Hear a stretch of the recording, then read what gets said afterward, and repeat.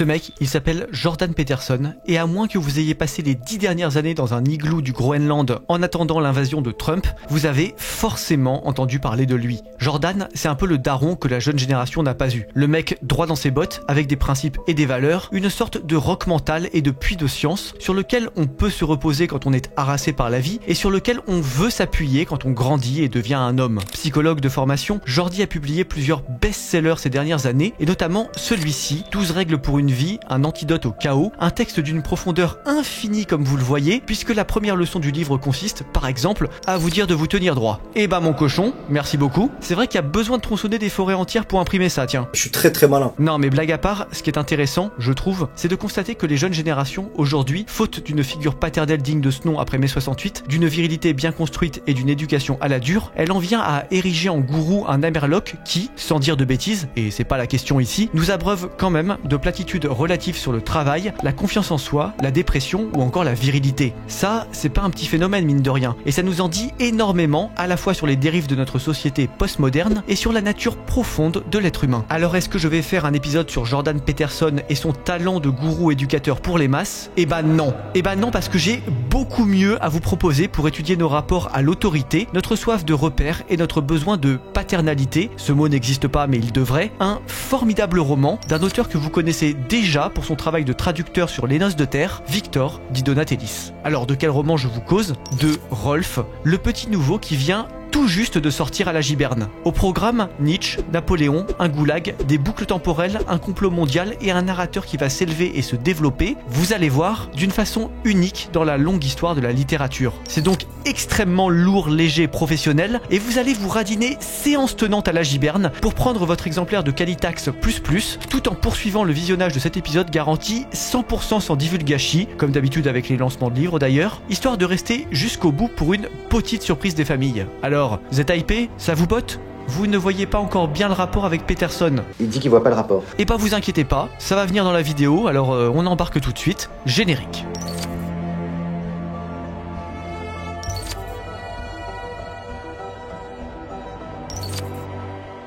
Imaginez le jeune homme le plus paumé possible. À quoi ressemble-t-il? Vous le voyez avachi dans un canapé? En survêtement? En train de jouer à la console ou de regarder des films pour adultes? Eh ben, c'est un bon début, mais vous êtes encore bien loin du compte. Rolf commence dans une maison de repos, le Pavillon des Anges. C'est une sorte d'asile pour gentils maboules, tenu par un psychiatre tout ce qu'il y a d'inintéressant en apparence, le docteur Graski. Parmi ses patients, ce docteur compte le narrateur du roman, un jeune homme autiste et pas bien malin, orphelin, qui a toujours vécu là et dont l'existence entière se résume à passer de son lit au dessin animé du salon commun et des ateliers participatifs au rendez-vous avec le docteur Graski. Le gars n'a rien vu du monde, rien expérimenté, rien compris de l'existence, il erre à vue dans un monde borné, étriqué, en quelque sorte ouaté, et où le point culminant de la semaine consiste à manger un bonbon au chocolat devant un antique Disney. Le gars n'est ni intelligent, ni stable, ni cultivé, ni remarquable, ni beau, ni rien. C'est pour vous dire un peu la burne que je peux être, quoi. Hein. En fait, il est à peine un personnage. C'est un meuble, un bibelot qu'on promène et à qui on ne demande même pas vraiment son avis.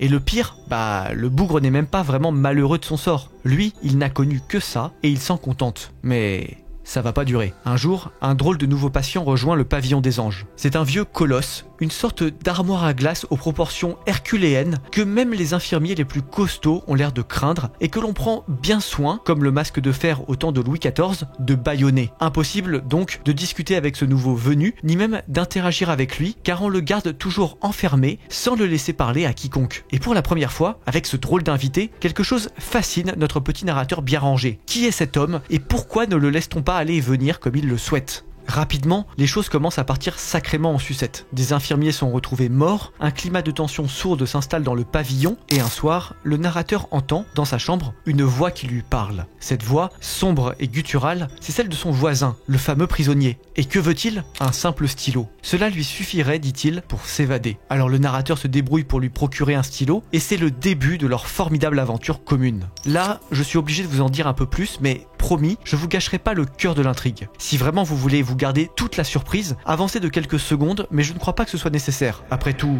peut-être avez-vous déjà vécu ce moment.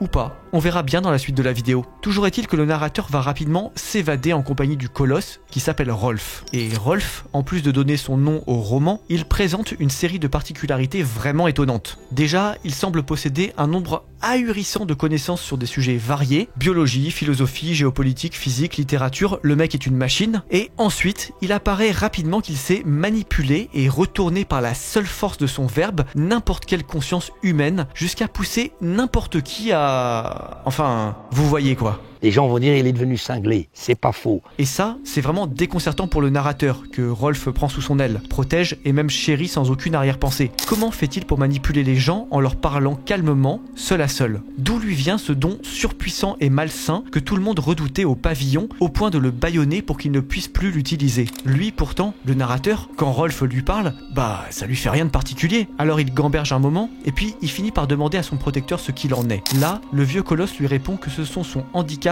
et sa faible culture qui l'empêchent de ressentir les mêmes émotions qu'un individu ordinaire, le préservant du même coup de leur triste destin. Et ça, ce que ça veut dire, c'est que notre tribun des enfers et son neuneu de poche, il devrait pouvoir se carapater à la campagne et vivre en harmonie, loin de toute civilisation. Après tout, si personne ne les entend, ils peuvent vivre tranquilles, loin de tout danger. Non? Eh bah non, parce que si c'est bien ce qui se passe au début, assez rapidement, deux événements vraiment importants vont venir ébranler le petit quotidien champêtre du narrateur. D'abord, la réputation de Rolf commence à grandir dans la région et de petits groupes de pèlerins, sans cesse plus fréquents, viennent solliciter ses enseignements, finissant tous, les uns après les autres, par commettre l'irréparable. Jusque-là, c'est allé, mes amis, jusque-là. Dans le même temps, Rolf commence à enseigner un peu de sa science et de sa sagesse au narrateur, qui s'aperçoit, ce faisant, d'un détail absolument terrifiant. Rolf sait tout. Je veux dire, il ne sait pas seulement la date de telle bataille ou la quantité de neutrinos dans telle ou telle particule. Il sait aussi prédire ce qui va se passer. Il sait ce que les journaux vont annoncer avant qu'ils ne l'annoncent, il sait ce que le narrateur va dire avant qu'il ne le dise, et il sait même où se trouve tel ou tel animal dans la forêt autour d'eux, comme s'il avait vu tout le futur. Alors rapidement, le narrateur va ériger Rolf au rang de gourou, voir en lui une sorte de démiurge ou de prophète, et teinter cela d'une vague mystique. Mais ce faisant, une grande question émerge. Si Rolf est bienveillant, et il semble l'être, pourquoi s'obstine-t-il à retourner les consciences de ceux qui viennent lui parler? Que cherche-t-il? Quel est son but? Et surtout, quel sera le rôle du narrateur dans tout ça? C'est ce que vous allez découvrir en lisant ce roman, mais annonçons les termes en un mot, l'Apocalypse.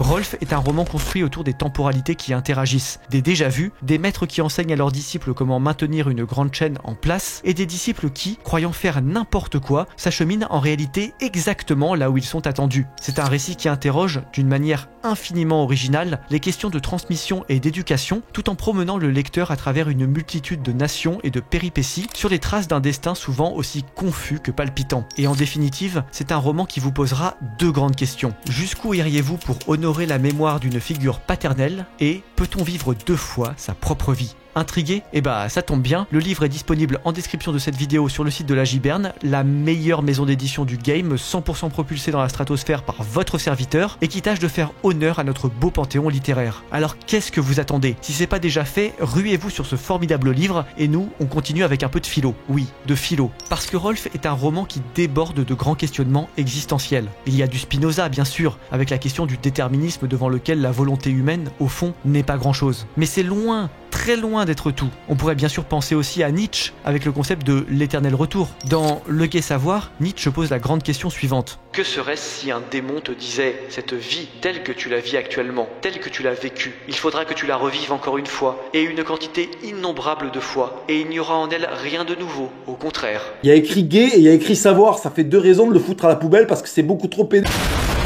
Et ça, c'est exactement ce que te demande Rolf. Quel est le sens d'un monde qui se répète, d'un monde qui bafouille et n'existe que dans un sempiternel bafouillement? Et à supposer que ce sens existe, se trouve-t-il dans une philosophie du corps, de l'effort, de l'intransigeance et de l'acceptation, telle que les stoïciens, Marc Aurèle en tête, l'ont défini en leur temps? Ou bien faut-il le traquer dans les replis d'une vision mystique, telle que Saint Jean, dans l'Apocalypse, l'annonçait déjà? Bien sûr, ces thématiques ne sont pas neuves en littérature, pas plus que les questions de temporalité et de vie 1000 fois vécues. Il suffit de songer aux grands romans d'apprentissage du 19e 19e siècle ou à la relativement récente mais excellente série Dark pour s'en convaincre. Pourtant, Rolf n'est pas une redite. Ce n'est pas un bafouillement de plus ou de trop, devrais-je dire. C'est un récit qui apporte vraiment son lot de nouveautés, notamment en se payant le luxe, en plus de tout ce que vous savez déjà, de questionner notre rapport à l'autorité, notre vision de la géopolitique mondiale et de sa fragilité, ou encore notre compréhension de la loyauté. Et en plus, cerise sur le gâteau, ce roman vous montrera ce qu'un homme, un jeune homme, même paumé parmi les paumés, peut accomplir quand il se donne les moyens de relever la tête et d'envoyer promener les barrières qui l'entravent.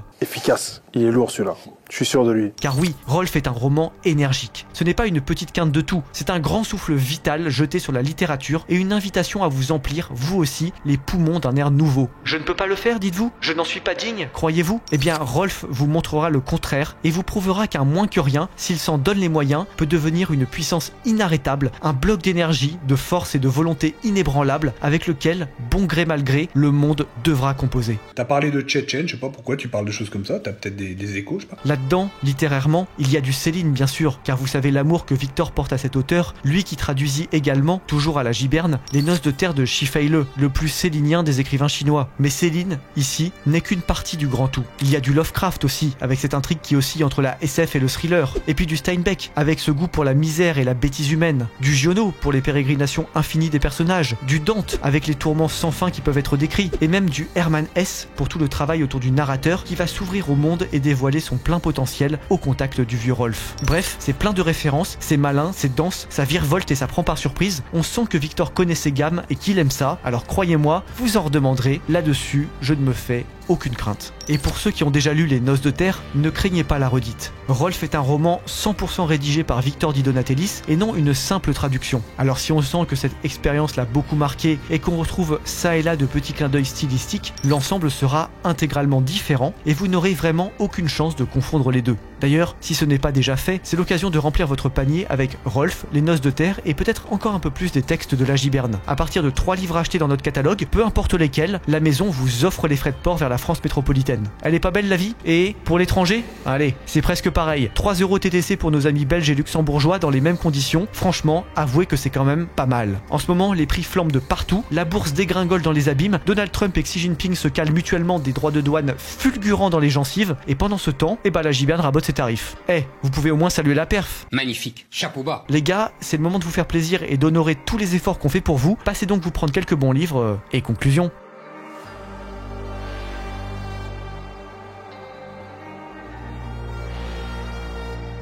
Rolf vous tend les bras et n'attend plus que vous. La densité et la profondeur de ce roman ne pourront pas vous laisser de marbre. Et je m'attends, en toute décontraction, à des retours aussi dithyrambiques sur ce livre que ceux reçus pour Les Noces de Terre. Alors, en définitive, la seule question qui demeure, c'est « Oserez-vous affronter ce roman ?» Car Rolf est un banger, certes, mais c'est aussi un vaste gouffre obscur, une flaque de ténèbres qui regarde en vous et vous lie à mesure que vous la lisez. Vous veut-elle du mal? Absolument pas. Elle attend seulement de vous que vous soyez digne de ses enseignements. Alors les gars, je compte sur vous et chargez! C'était du temps où je vivais en pyjama, libre de tout dans mon poulailler attaré, libre de ne rien faire de la journée, de lire à m'en fissurer la cataracte. C'était bien avant les morts de masse, avant la Russie, la Suisse et tout ça. Avant Rolf, du temps du pavillon des anges et du docteur Graski, à l'époque du développement comportemental et des bonbons au chocolat.